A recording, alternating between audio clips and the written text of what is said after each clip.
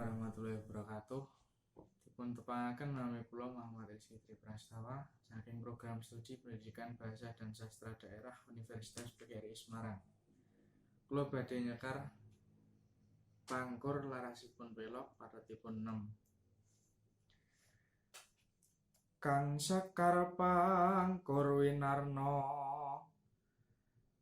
lelabuhan kang kanggo wong urip.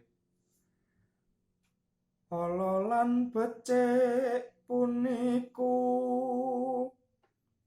prayoga kawruhana.